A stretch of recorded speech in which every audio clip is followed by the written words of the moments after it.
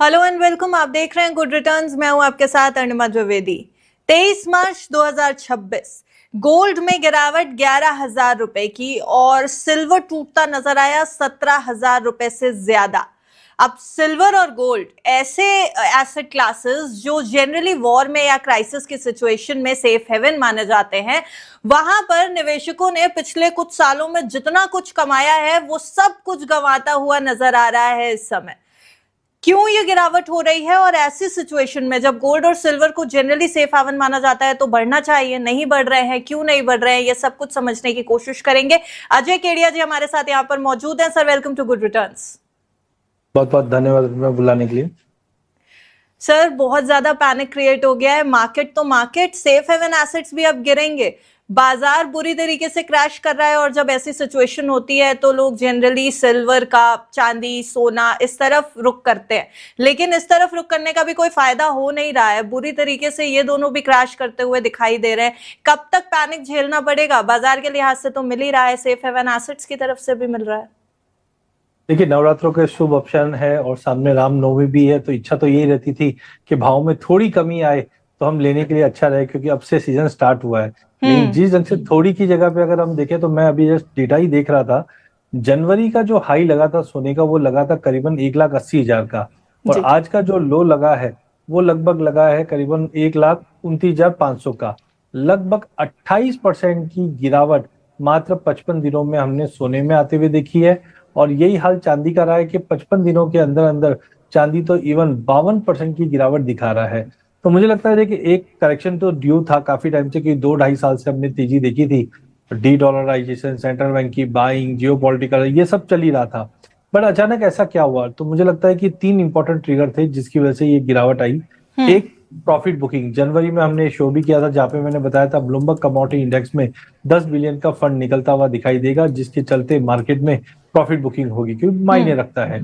दूसरा क्या, ईटीएफ है, यहाँ पे चंचल पैसा रहता है। जब रिटर्न बनता है या दूसरे एसेट क्लास में जाता है तो इमीडिएटली हम देखते हैं इसका एक्शन आना दिखाई देता है।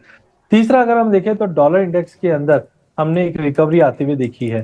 तो as of now dollar index में जिस ढंग से रिकवरी बनी हुई है, ये कहीं ना कहीं एज ऑफ नाउ मुझे लगता है कि तेजी का रुख जो था वो थमाता हुआ दिखाई दे रहा है। क्योंकि जब कंसर्न्स होते हैं तो कहीं ना कहीं हम देखते हैं कि कच्चे तेल की बाइंग के लिए कहीं ना कहीं डॉलर का रिक्वायरमेंट है। तो डॉलर जो 95-96 हुआ करता था वो अब कहीं ना कहीं 100 के ऊपर आ चुका है।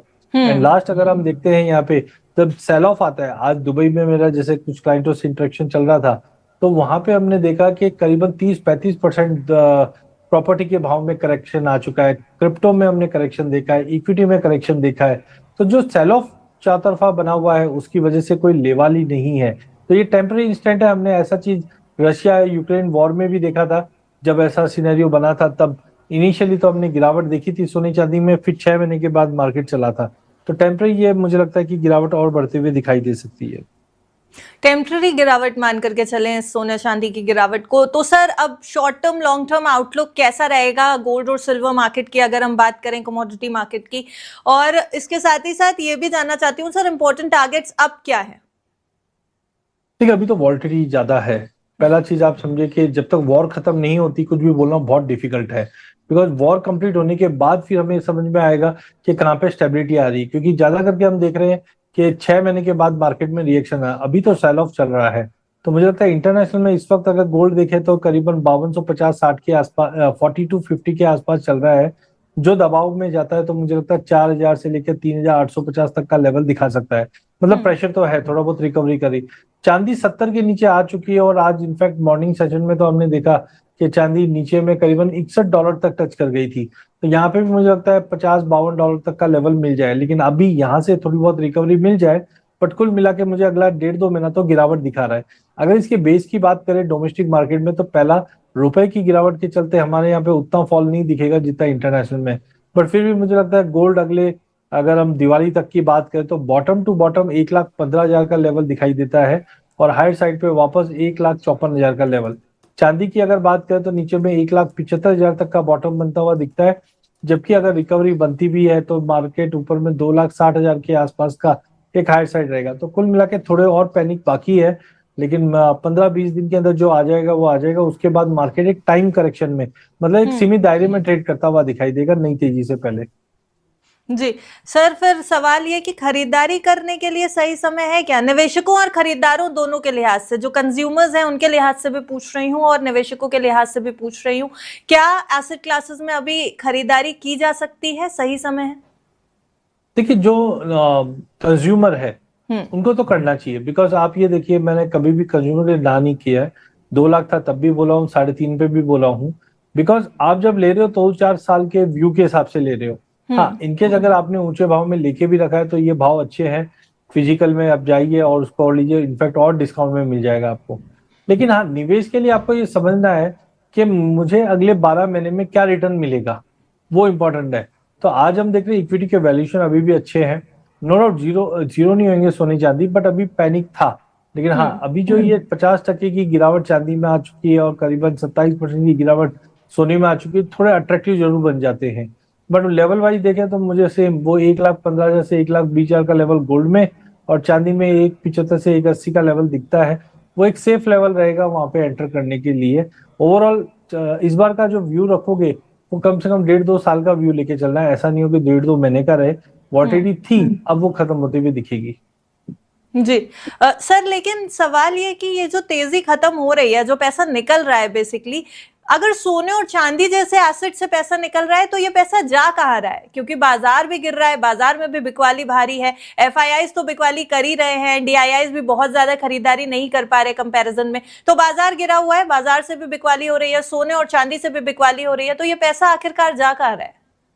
नहीं, यही ढूंढना बहुत मुश्किल है, क्योंकि जैसे पहले हम देखते थे क्रिप्टो में चले गए, क्रिप्टो भी कम से कम हायर साइड से 50% की गिरावट दिखा चुका है। बॉन्ड यील्ड एक ठीक है बढ़ रहा है, बट डॉलर में भी ऐसी कोई बाइंग दिखी नहीं है। तो मुझे लगता है कि थोड़ा सा ऐसा लग रहा है कि सिट ऑन कैश, मतलब कैश लेके बैठे रहो, अनसर्टेनिटी का वेट करो, खत्म होती है या कम होती है तब पोजिशन बनाए। तो मुझे लगता है काफी जिन फ्रेंड से बात होती है तो वो बोलते हैं कैश पे हम बैठे हैं क्योंकि मार्केट में अनसर्टेनिटी ज्यादा है इस वक्त। तो आई थिंक थोड़ा सा वेट करना चाहिए। जून के बियॉन्ड क्लैरिटी ज्यादा मिलेगी क्या हो रहा है ईरान में या मिडिल ईस्ट में, और काफी हद तक रिलैक्सेशन आएगा, बट वो जून लग जाएगा। जी, और आखिरी सवाल भी मेरा सर यही था आपसे कि सच में क्या इस समय कैश निकाल लेना एक बेहतर स्ट्रैटेजी हो सकती है? देखिए, कैश निकालना एक बेहतर स्ट्रेटेजी तो नहीं बोल सकते। देखिए, एक चीज आप समझिए, जब सबको मार लग रही है तो अपने को भी लगेगी जरूर। कैश एक सिंबल नहीं है। आपके बाकी काफी अपॉर्चुनिटीज होती है, जैसे आर्बिट्रेज फंड होते हैं या अगर आप लिक्विड फंड है, वहां पे आप लगा दीजिए। टाइमिंग ये सोने में गिरावट है, बट लॉन्ग टर्म अच्छा ही है। तो मुझे लगता है इसको अच्छे से इंटीग्रेट करने के लिए आपको एसआईपी का उपयोग करना चाहिए।